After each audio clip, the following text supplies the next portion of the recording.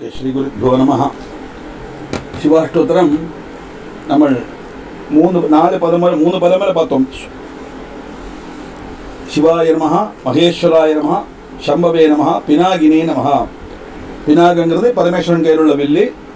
கண்வ மகர்ஷி பிரம்மாவை தபசு அனுஷ்டிக்கிற சமயத்தில் அவர் மேலே புற்று வந்த மூட அதுலேருந்து 3 முளைகள்னா பாம்பு வந்து முளைச்சி வந்தது. அந்த 3 முளையை 3 வில்லு ஆக்கினாராம் பிரம்மதேவன். அதில் ஒன்று பினாகம் பரமேஸ்வரனுக்கு கொடுத்தார், 2வது சார்ங்கம் மகாவிஷ்ணுவுக்கு, 3வது காண்டீவம் அர்ஜுனனுக்கும் கொடுத்தார் அப்படின்னு நம்ம சொன்னோம். கேட்கறதா?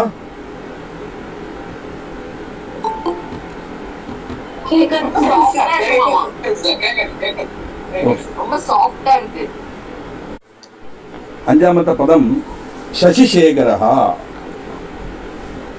சசினா சந்திரன். சசிசேகரன் சந்திரனை தலையில சூடியிருக்கப்பட்டவன் அர்த்தம்.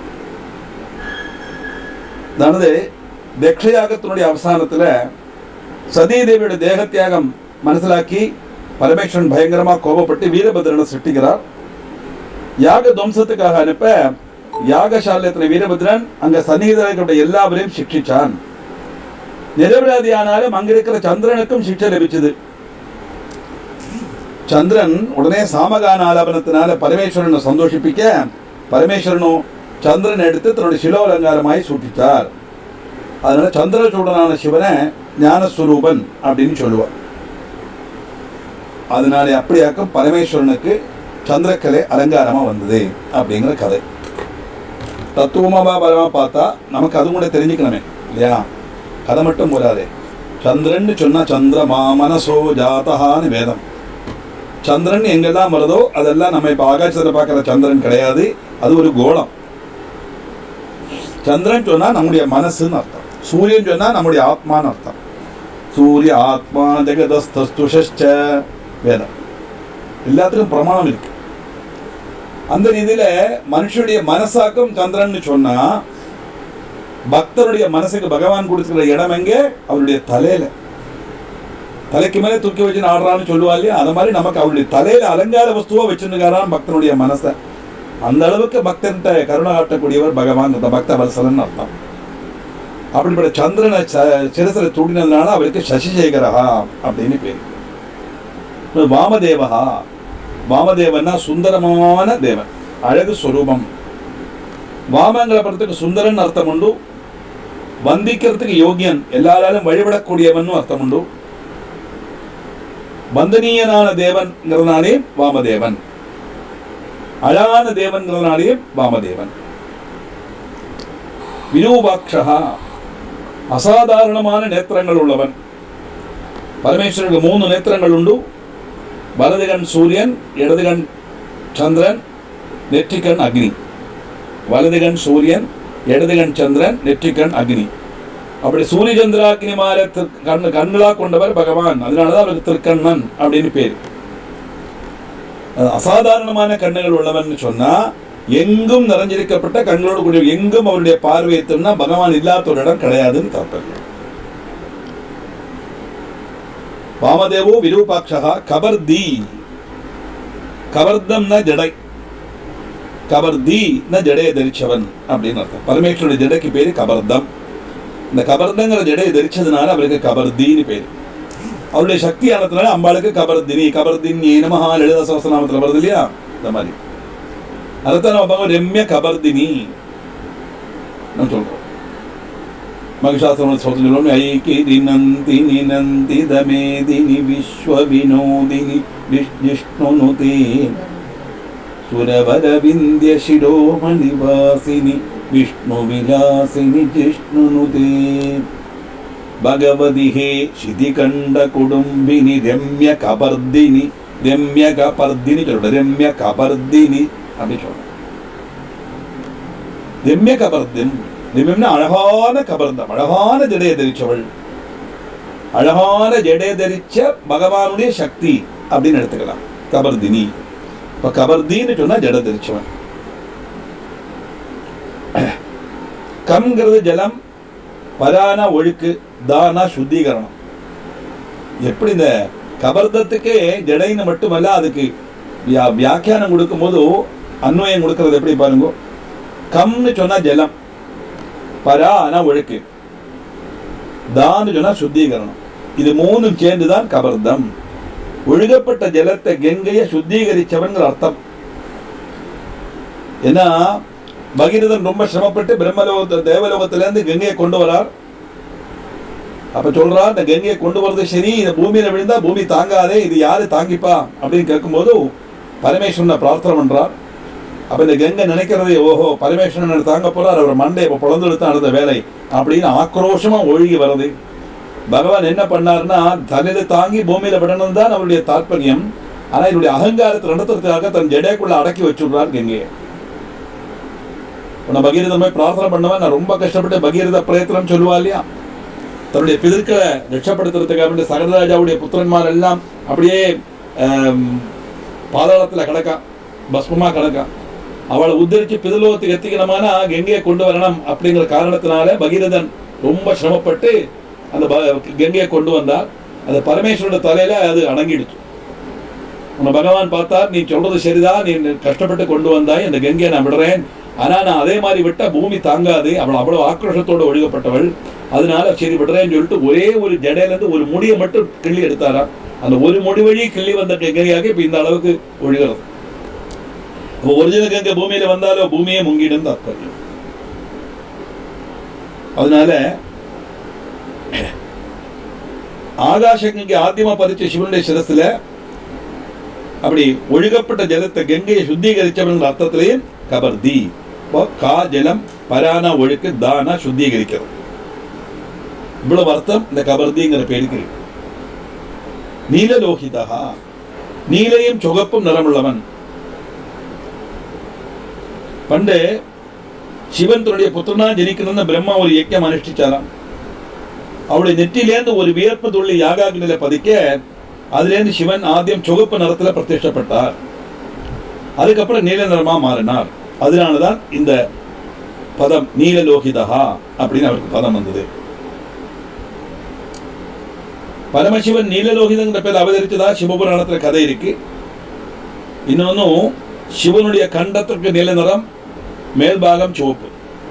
இந்த கண்டத்தில் எப்படி நீல நிறம் வந்ததுன்னா, காலகூட விஷத்தை பானம் பண்ணினவன பார்வதியை போய் பிடிக்கிறா இல்லையா, அப்ப அந்த நிறம், இந்த விஷம் அப்படியே உறைஞ்சி நீல நிறமா மாறிடுத்தான். அது நீலம் வரனா அதுக்கு நீலகண்டன்னு பேரு. ஆனா விஷத்தை ஏன் பார்வதி போய் பிடிச்சா அப்படின்னு கேட்டா, நான் முதல்ல இந்த அர்த்தநாரீஸ்வரர் கான்செப்ட் வந்தவுடனே சொன்னேன்.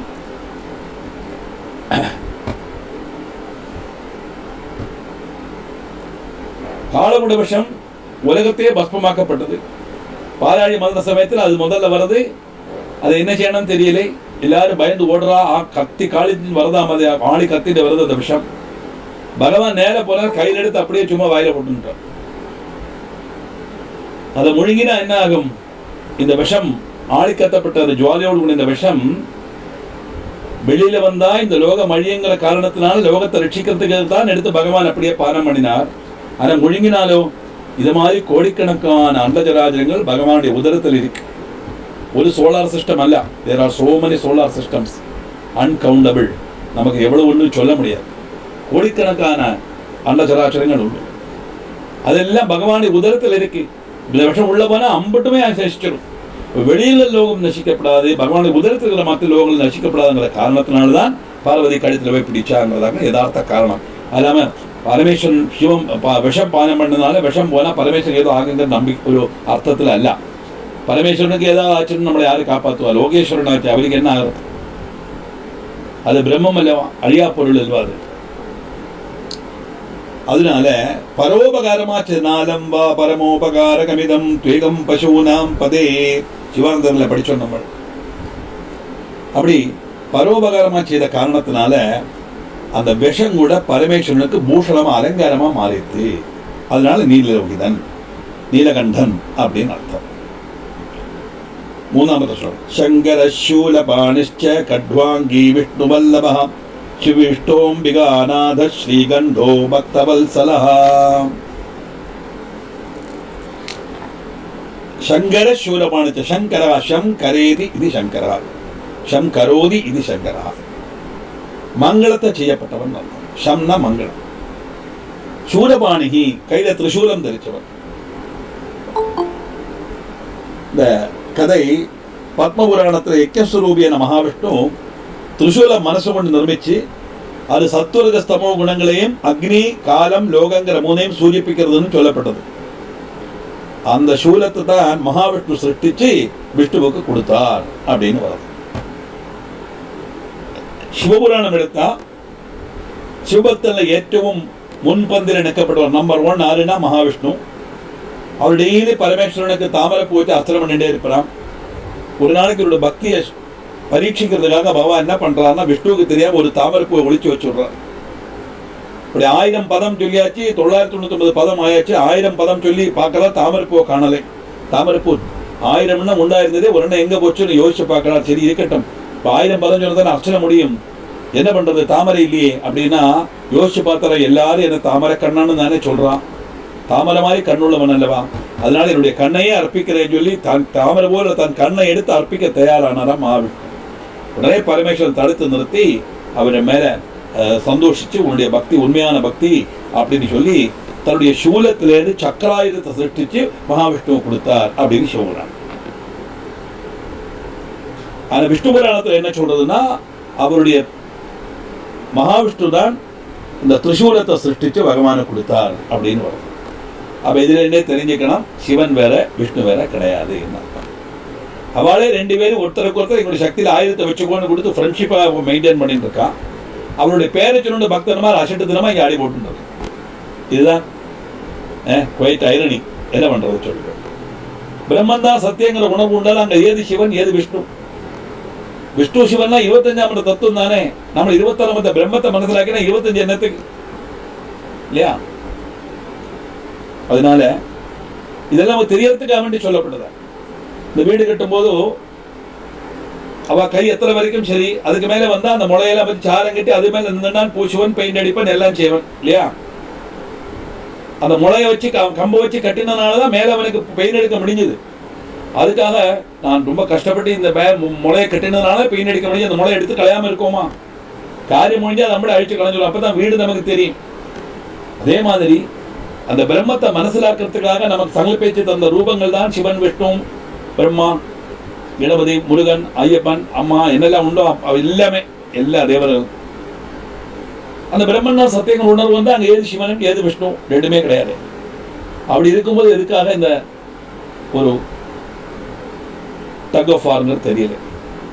பாருங்க, பத்மபுராணத்துல யக்ஞஸ்வரூபியான மகாவிஷ்ணு திரிசூலத்தை மனசு கொண்டு நிர்மிச்சு சத்துவரஜஸ்தமோ குணங்களுடைய பிரதீகமாயிட்டும் அக்னி காலம் லோகம்ங்கிற மூணையும் சூச்சிப்பிக்கிற மாதிரி பரமேஸ்வரனுக்கு கொடுத்தார் அப்படின்னு வருது. அப்படி விஷ்ணுவிட்ட கிடைச்ச அந்த சூலத்தை கையில தரிச்சதுனால அவருக்கு சூலபாணிகி அப்படின்னு பேர். சங்கர சூலபாணிச்ச கட்வாங்கி, கட்வாங்கங்கிற ஆயுதம் தரிச்சவன். பரமேஸ்வரன் பிரம்மாவோட தலை கிள்ளி எடுத்தார். அந்த கதை எல்லாருக்கும் தெரியும். இந்த பாபசாந்திக்காக ஒரு கையில கபாலவும் இன்னொன்னு கட்வாங்கவும் தரிச்சார் அப்படின்னு மகாபாரதத்தில் இருக்கிறது. சிவனுக்கு 10 கைகள் உண்டு. வலது பாகத்த கைகள் அபயமுதிரை வரமுதிரை சக்திவேல் திரிசூலம் கட்வாங்கம் இந்த 5 அன்னமும். இடது பாகத்த கைகள்ல நாகம் அக்ஷமாலை டமரு நீலத்தாமரை மாதளம்பழம் என்பவையும் தரிச்சிருக்கிறதாக காளிகா புராணத்துல பிரஸ்தாபிச்சிருக்கு. ருத்ரப்பிரியா அது ஒரு புராணம் மட்டும். ஏன் இவ்வளவு புராணம் தான் ஒவ்வொன்றும் ஒவ்வொரு விஷயங்களை சொல்லியிருக்குன்னு தாக்கணும். கட்வாங்கம்னா வீதி கூடின வாழ், விஸ்தீர்ண வாழ்னு அர்த்தம். கட்வாங்கம் அந்த கட்வாங்கிற வாயில வாழை தரிச்சதுனால அவரு கட்வாங்கி சூலபாணி அப்படின்னு எல்லாம் பேர் வருது. விஷ்ணு வல்லபாயை நமஹா. விஷ்ணு விட்ட பிரியமுள்ளவர் தேவன். விஷ்ணுவும் சிவனும் ஒரே சக்தி ஆனாலும் மூர்த்தி வித்தியாசத்தால் 2 ரூபம் தரிச்சதாக சங்கல்பிக்கப்படும். அவ அந்யோன்யம் பிரியப்பட்டவாளா இருக்கவும் ஆராதிக்கவும் செய்யறா. வல்லபன் இஷ்டன் சதான அர்த்தம். ராமேஸ்வரத்துல மகாவிஷ்ணு பரமேஸ்வரனை பூஜை பண்றார். இங்க திருவனந்தபுரத்துல பத்மநாபன் என்ன பண்றார்? வலதுகையில அழகா சிவனை வச்சிருக்கார், சிவனை பூஜை பண்றார். இதே திருவட்டாறுல போனா திரும்பியாக்கும் படுத்துட்டு இருப்பார். பரமேஸ்வரன் பாதத்துல பூஜை பண்றார் மகாவிஷ்ணு. ரெண்டுமே நமக்கு உங்களுக்கு இங்கே கேரளா ட்ரிவாண்டத்தில் பார்க்கலாம். ஒன்றும் தெற்கு தலை வச்சு வடக்கு கால் நீட்டி படுத்துட்டு இருக்கார். படுத்துட்டு இருக்கும்போது கையால் சிவலிங்கத்தை கை பக்கம் சிவலிங்கம் தலையங்கிட்ட போய் பார்த்தா தெரியும். பத்மநாபசுவாமி படத்தை பாருங்க, தலையங்கிட்ட பார்த்தா கையால் சிவலிங்கத்தை பூஜை பண்ணிட்டு இருக்கார் பகவான். பத்மநாபபுரத்தில் போனால் திருவட்டாரில் போனால் பகவான் உல்டா பக்கம் படுத்துருப்பார். வடக்கு தலை ஆதிகேசவ பெருமாள், வடக்கு தலை தெற்க பார்த்து கால் இருக்கும் அவருக்கு. அப்போ அங்கேயும் சிவன் அந்த இடத்துல தான் இருக்கார். சிவனுக்கு இடத்துக்கு மாற்றம் கிடையாது. அங்க அவர் சிவனை பூஜிக்கிறார், இங்க பாதத்தை சிவன் பூஜிக்கிறார், சிவலிங்கம் பூஜிக்கிறார். அதனால விஷ்ணுவுக்கு பிரியமுள்ளவன் சிவன் போது விஷ்ணு பக்தரானவளுக்கு ஏன் சிவன் பிரியனாக முடியாது? அசட்டுத்தனமான ஒரு விஷயம் வைஷ்ணவாளுக்குள்ள இருக்கு. சிபி விஷ்டஹா, சிபினா பசு, பசுக்கள்ல யஜ்ஞ ரூபத்துல ஸ்திதி செய்யப்பட்டவன். சிபினா ரஷ்மின்னு அர்த்தம் உண்டு. ரஷ்மிகள்ல பிரவேசிக்கப்பட்டவன், ஜலத்துல பிரவேசிக்கப்பட்டவன், இப்படி எல்லாம் அர்த்தம். பகவான் யஜ்ஞ பசுக்களை ஸ்திதி செய்யறதாக சொல்லி சூரிய ரஷ்மியில விஷ்ணுடைய ரூபத்திலையும் சிவன் ஸ்திதி செய்கிறார். அஷ்டமூர்த்தியானதுனால பகவானும் ஜலத்திலையும் சந்நிகிதன் அப்படின்னு தாற்பயம். இப்படி ஜலத்தில் அஷ்டமூர்த்திகள் ஜலத்தில் இருக்கப்பட்டவனும் சிவன், விஷ்ணுடைய ரூபத்திலும் சிவன் ஸ்திதி செய்கிற சூரிய ரஷ்மியில, யஜ்ஞ பசுக்கள்ல பகவான் ஸ்திதி செய்கிற காரணத்தினால அவருக்கு சிவி விஷ்டஹா அப்படின்னு பேர்.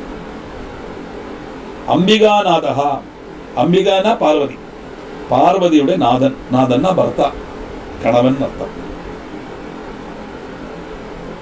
அம்பிகான்னு சொன்னா உமா, கார்த்தியாயினி, கௌரி, மிருடானி, சண்டிகாம்பிகா, இப்படி எல்லாம் நிறைய அர்த்தம் இருக்கு. அம்பிகைனா ஜெகதம்பிகையான சாட்சாத் பராசக்தி தான். இப்ப சக்தியோட பர்த்தாவா இருக்கப்பட்டவள் சிவன் சொன்னா அந்த பிரம்மம் ஒண்ணுதான் உண்டு.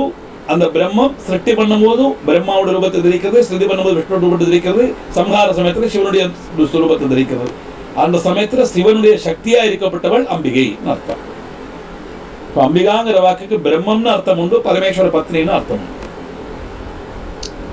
ஸ்ரீகண்டகா, ஸ்ரீன விஷம், ஸ்ரீனா ஐஸ்வர்யம் நம்ம நினைச்சிட்டு இருக்கோம், ஸ்ரீனா விஷம்னு அர்த்தம் உண்டு.